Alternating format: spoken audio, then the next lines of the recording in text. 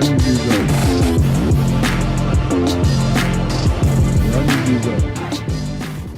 what's up guys, it's Nana, one half of the Storyline Siblings, and today I have a reaction video to the top 10 worst decisions Marvel has made. Now the timeline of this video, who knows, but we'll definitely find out together. So last thing to do is to keep on watching. It may seem like Marvel can do no wrong, but that is not the case. Hey guys, Noah from Watchmojo here, and today we're counting down our picks for the top 10 worst decisions made by Marvel Studios. Stark asked for a savior and settled for a slave. I suppose we are both disappointments. That's what I told my mom. Worst decisions made by Marvel's movie division, Marvel Studios. For the record, that means we'll be talking about the bad moves not only in Marvel Cinematic Universe movies, but in all Marvel movies.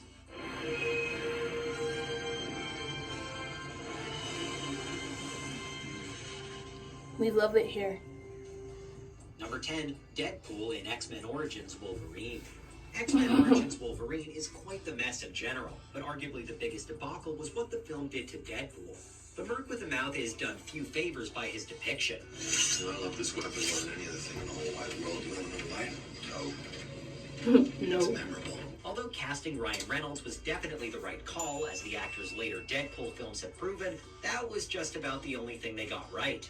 The weird, spinny blade bullet deflecting was weird enough, but turning Wade Wilson into a mouthless super mutant with multiple powers just to pit him against Wolverine in the end was utterly baffling.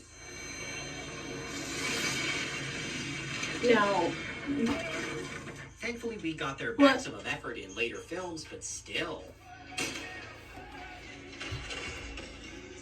Hey, it's me. Don't scratch. That was like the best part. Number 9, repeating the same hero's journey. The Marvel Cinematic Universe may have given us some great heroes over the years, but a lot of their journeys end up feeling rather similar.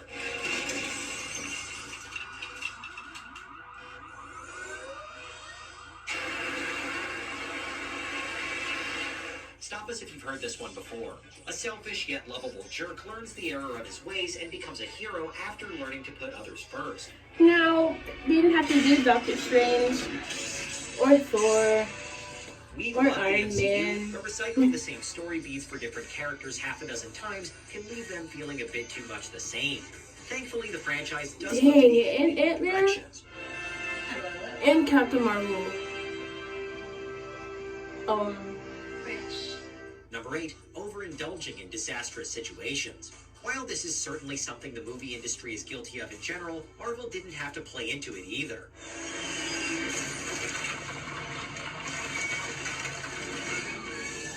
Many of the MCU films show cities suffering large-scale destruction. Well, People are rarely seen being killed on screen.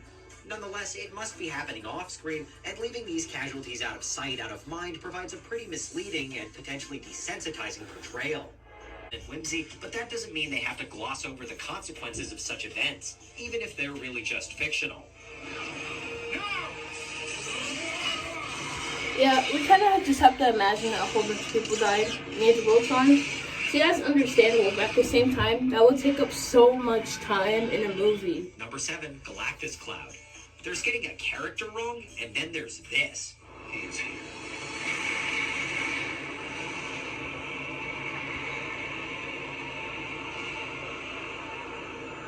In Fantastic Four: Rise of the Silver Surfer, the eponymous heroes encounter the Silver Surfer, the Herald of Galactus, a cosmic entity who consumes planets. However, instead of being a humanoid character that the heroes can interact, reason with, or fight against, Galactus is a space cloud.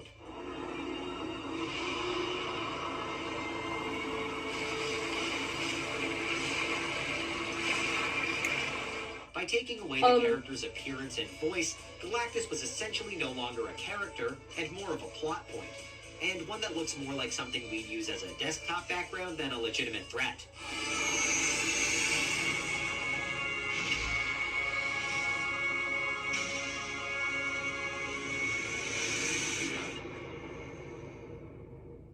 Number 6, casting Topher Grace as Venom. Topher Grace was great on that 70s show, and we even think he might have made a decent Peter Parker or Spider-Man. Red was right. I am a dumbass. Of course, Tobey Maguire was already Spidey in the Wall Crawler's third Sam Raimi film, but that didn't stop Grace's casting as Eddie Brock/Venom. It's Brock, sir. Edward Brock Jr. I work at Daily Bugle.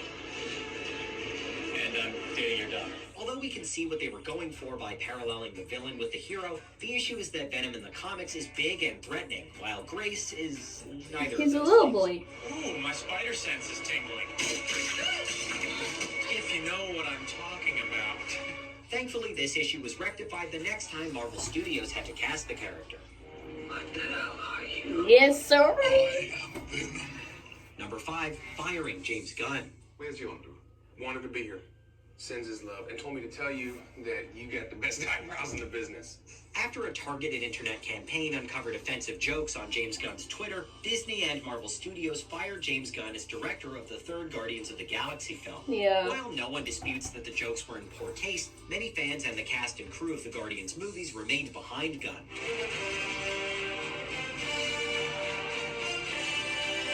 Although Gunn has been rehired as director, the fact that doing so delayed production on the movie and caused Gunn to be hired in the meantime to direct DC's The Suicide Squad sequel certainly puts a dent in Marvel's plans. I have never felt this shit!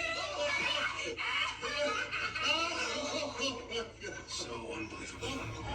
Number 4, taking so long to have diverse leads. This entry is specific to the MCU. For how massive and successful the franchise is, it took the Marvel Cinematic Universe way too long to have a movie starring someone other than a white man.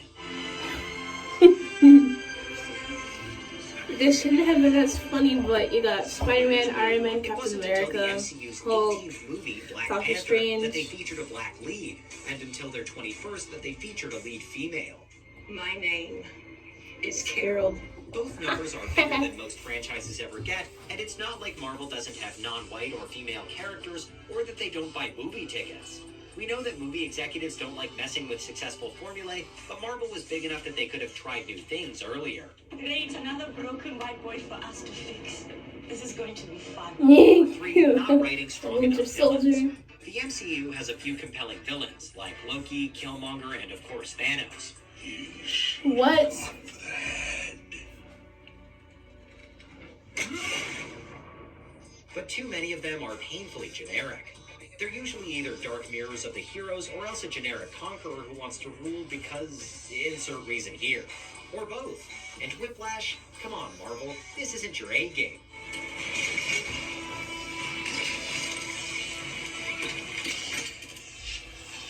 Conventional wisdom had it that a hero was only as good as their villain. Marvel has often managed to ignore this adage, but we'd rather they didn't continue to push their luck. One helpful suggestion, have them last for longer than one movie. Seemed to work well for Loki and No, Thanos. imagine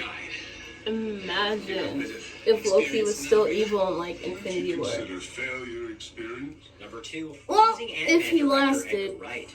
Marvel has lost several notable directors for their films, such as Wonder Woman director Patty Jenkins, who was originally attached to Thor: The Dark World. Yet one of the most keenly felt was the loss of Edgar Wright from Ant-Man. Mainly Rez, and you know I don't love Rez, man. You know, but there was a rose that saved the day. It was delightful.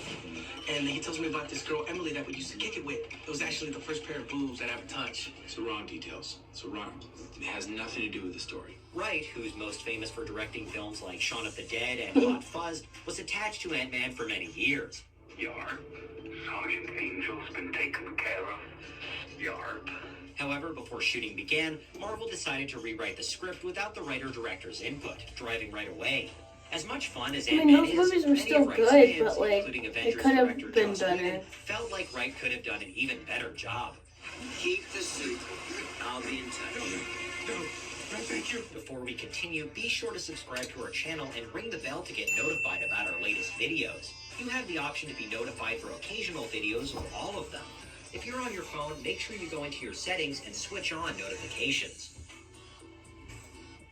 Number 1, selling the rights to major characters. Yes! In the Yes! mid-90s, a bankrupt Marvel Yes! sold the film rights to their biggest properties, including Spider-Man, the X-Men, and the Fantastic Yes! Four. You okay? No! I'm not! In the long run, however, this just meant big success for other companies instead. Granted, if they hadn't done so, we wouldn't have the X-Men and Spider-Man movies. Pizza time. Then again, who's to say Marvel wouldn't have made even better films?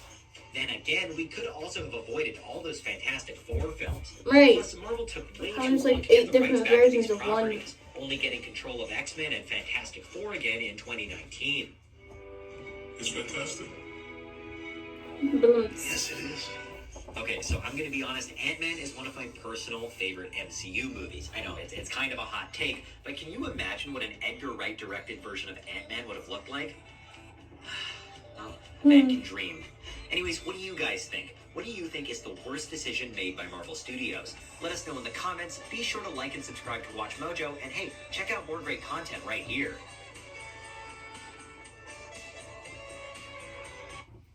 Alright, well, now since I'm riled up, time to, just get to roasting. Marvel's, worst decision was selling Spider-Man, X-Men, and the Fantastic Four to, Sony and Disney. Because, oh my gosh, imagine if we didn't have Spider-Man in the MCU and, all that trouble with, Tom Holland, just, in the beginning of this year, how he wasn't in MCU again. I didn't even think about it like that. And I am riled up, as you can see. I wasn't yelling before, but I'm yelling now.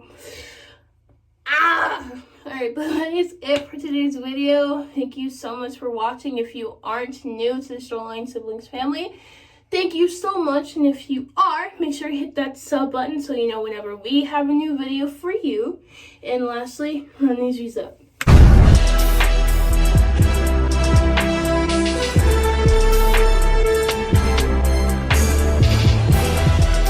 Run these views up.